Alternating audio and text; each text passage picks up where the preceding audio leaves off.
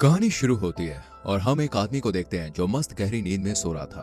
तभी वहां पर एक घोड़ा आता है और इस आदमी को बाल पकड़कर घसीटता हुआ ले जाता है। उसका मुंह पानी में डुबा देता है। असल में ये इस घोड़े का अपने मालिक को जगाने का खास अंदाज था जिसे वो रोजाना सुबह फॉलो करता है। इस आदमी का नाम है लुओ और घोड़े का रेड। लुओ उठता है और अपने घोड़े को एक जगह पर ले जाकर बांध देता है और खुद वहीं सो जाता है। तभी हमें सीन में दो लोगों को दिखाया जाता है जो आपस में बातें करते हुए कह रहे थे कि ये मास्टर लुओ है जो कभी हांगकांग की फिल्मों में स्टंटमैन हुआ करते थे और आज इनके खाने के भी लाले पड़े हुए हैं। सीन शिफ्ट होता है और हम लुओ को देखते हैं जो एक जगह पर बैठा बियर की बोतलें खाली कर रहा था। तभी यहाँ दामी नाम का एक आदमी आता है और लुओ से पैसे मांगता है, लेकिन जब लुओ बात टालता है तो आदमी उसका बैकयार्ड या घोड़ा देने के लिए कहता है, लेकिन लुओ मना कर देता है। इस पर दामी को गुस्सा आ जाता है और वो कहता है कि मैं तुम्हारा घोड़ा जरूर लेकर रहूंगा। इस पर इन दोनों के बीच लड़ाई शुरू हो जाती है और लुओ दामी और उसके चमचों को खूब पीटता है और नीचे आकर अपने घोड़े को भी बचाता है। इसके बाद लुओ घोड़े पर बैठता है और भागता हुआ एक शो में पहुंच जाता है। यहाँ लुओ एक दो स्टंट दिखाता है और एक जगह पर जाकर अपने घोड़े को छुपा देता है, साथ ही खुद भी वहीं छुप जाता है, जिस वजह से दामी और उसके आदमी लुओ को ढूंढ नहीं पाते और वो आगे निकल जाते हैं। अगले दिन लुओ अपने घोड़े के साथ बैकयार्ड में होता है। तभी वहाँ दो लोग आते हैं। ये दोनों लुओ को बताते हैं कि 3 साल पहले तुम्हें ये घोड़ा एलन पा से मिला था। इस घोड़े को लेकर जोना और एलन पा के बीच 3 साल से जो कानूनी लड़ाई चल रही थी वो अब खत्म हो चुकी है और जोना इस लड़ाई को जीत चुका है, इसलिए उसने इस घोड़े को नीलामी में लगा दिया है और अब तुम्हें यह घोड़ा उन्हें देना होगा।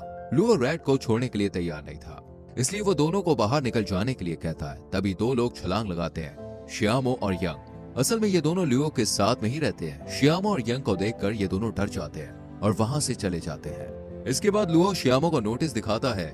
यंग लुओ की बेटी की तस्वीर की तरफ इशारा करती हुई कहती है कि हमें एक वकील की जरूरत है। सीन शिफ्ट होता है और हम लुओ की बेटी को देखते हैं जो बेहद खूबसूरत और प्यारी थी। इसका नाम बाओ है। लुओ बाओ के पास आता है और मदद मांगता है, लेकिन बाओ उसकी मदद करने से मना कर देती है, ये कहते हुए कि अभी वो वकालत पढ़ रही है, लॉयर बनी नहीं है। लुओ निराश होकर वहाँ से चला जाता है। अगले सीन में हमें बाओ का बॉयफ्रेंड नाइहुआ नजर आता है। बाओ नाइहुआ के पास आती है और बात करने लगती है। दूसरी तरफ लुओ जो उदास बैठा था उसके पास दबाई नाम का एक शख्स आता है और लुओ रेड को फिल्मों में काम करने का मौका देता है। लुओ ये सुनकर बहुत खुश हो जाता है और दबाई को घोड़े के साथ कुछ स्टंट करके दिखाता है। इधर नाइहुआ बाओ से कहता है कि मेरी फैमिली तुमसे मिलना चाहती है। इस पर बाओ कहती है कि तुम जानते हो मैं अनाथ हूँ और हमें शादी कब करनी है ये मैं डिसाइड करूंगी। सीन शिफ्ट होता है और हमें बाओ अपनी माँ के साथ नजर आती है। बाओ की माँ उससे कहती है कि तुम्हें अपने पिता के साथ शांति बनानी चाहिए। यही हमें पता चलता है कि बाओ की माँ की मौत तो बहुत पहले हो चुकी है। बाओ तो सिर्फ उनके बारे में इमेजिन करती है। इसी इमेजिनेशन में बाओ की माँ कहती है कि अगर दोबारा तुम्हारे पापा तुमसे मिलने आए तो उनसे मुंह मत फेरना। अगली सुबह बाओ नाश्ता कर रही होती है कि तभी उसकी नजर अपने पिता पर पड़ती है जो अपने घोड़े को तैयार करके लाए हैं। असल में वो चाहते हैं कि उनके साथ लोग तस्वीर खिंचवाएं और बदले में कुछ पैसे भी दें।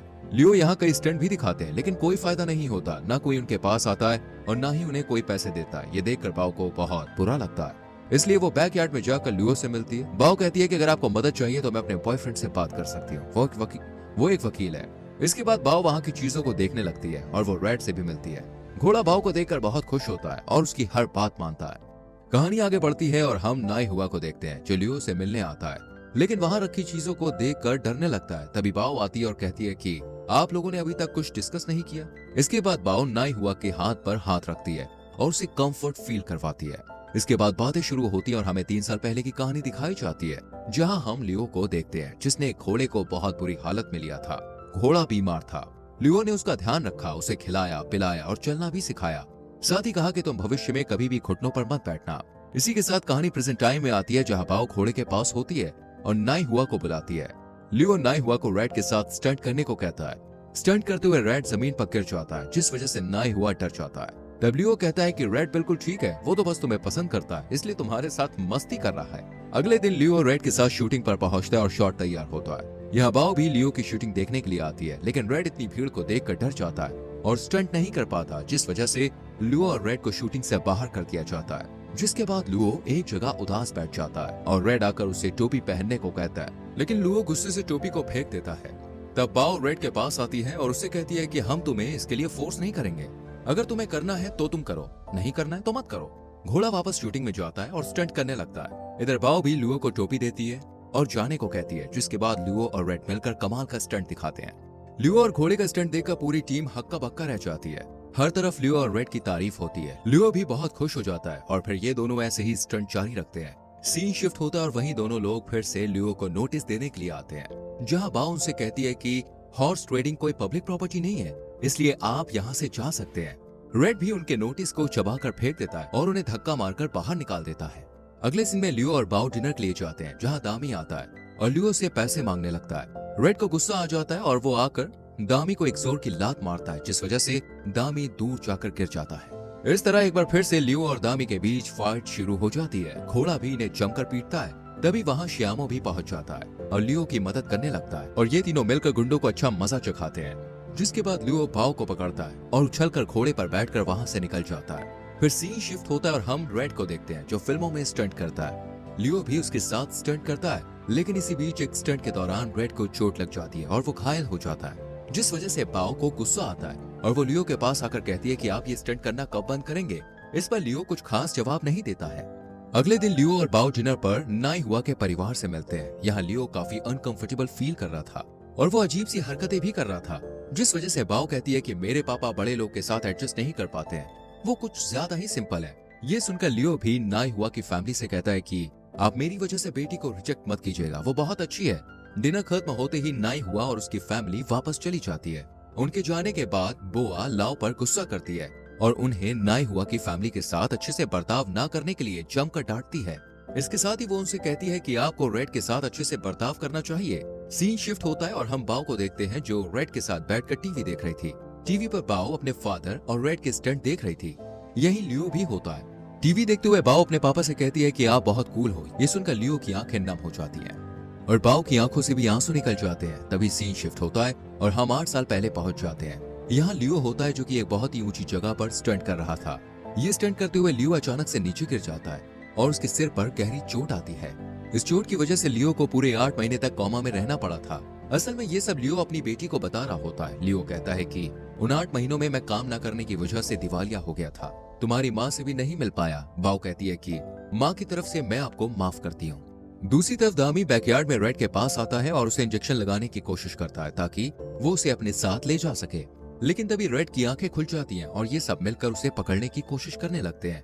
रेड भी इनसे बचने की पूरी कोशिश करता है। इससे पहले कि दामी रेड को काबू में करता, वहाँ लियो पहुंच जाता है और इन सब की पिटाई करने लगता है। लियो एक चेयर पर बैठकर दामी को सीढ़ियों से घसीटता हुआ नीचे लाता है और नीचे गिराकर दामी से कहता है कि तुमने हाथ छोड़ा क्यों नहीं। इस पर दामी कहती है कि मेरे हाथ फंस गए थे और इस तरह लियो दामी और उसके साथियों को मारकर वहाँ से भगा देता है। अगली सुबह फिल्म स्टार युआन लियो के पास आता है। ये दोनों साथ में बैठकर चाय पीते और ढेर सारी बातें करते हैं।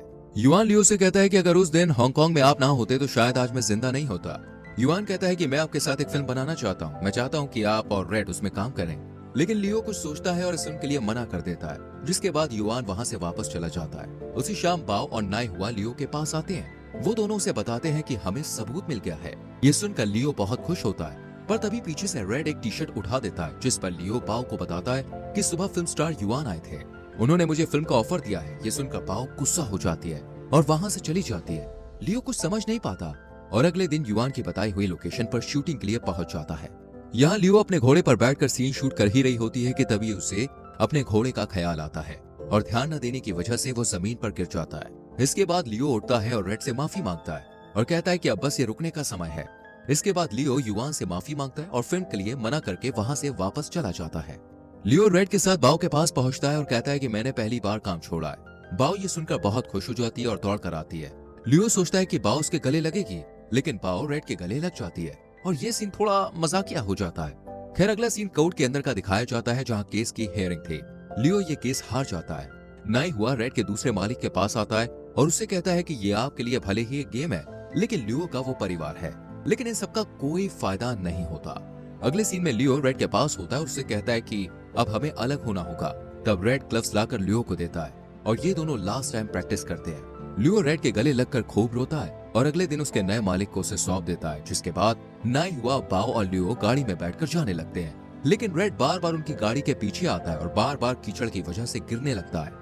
तब लियो गाड़ी से उतरता है और जोर से चिल्लाकर रेड से कहता है वापस जाओ, और खुद गाड़ी में बैठकर खूब रोता है। रेड भी वापस लौट जाता है। अगले सीन में बाओ रेड के नए ओनर के पास आती है और उन्हें अपने पापा के बारे में बताती है। बाओ कहती है कि मेरे पापा से उनका सबसे अच्छा दोस्त मत छीनिए। अगली सुबह हमें रेड दिखाया जाता है, जो अब फिर से लियो के बैकयार्ड में था। वो लियो के पास आता है और उसे हमेशा की तरह उठाने लगता है। रेड को देखकर लियो बहुत खुश होती है। वो रोने लगता है, रेड के गले लग जाता है। ये सब पास ही खड़ा रेड का नया ओनर नाई, हुमा और बाओ देख रहे होते हैं। रेड का नया ओनर बाओ से कहता है कि अगर तुम मेरे पास नहीं भी आती तब भी आज रेड यहीं होता, क्योंकि मैं उसे वापस लाने वाला था। असल में वो खाना ही नहीं खा रहा था। इसके बाद बाओ और नाई हुआ भी लियो के पास आते हैं और तीनों रेड के गले लगते हैं।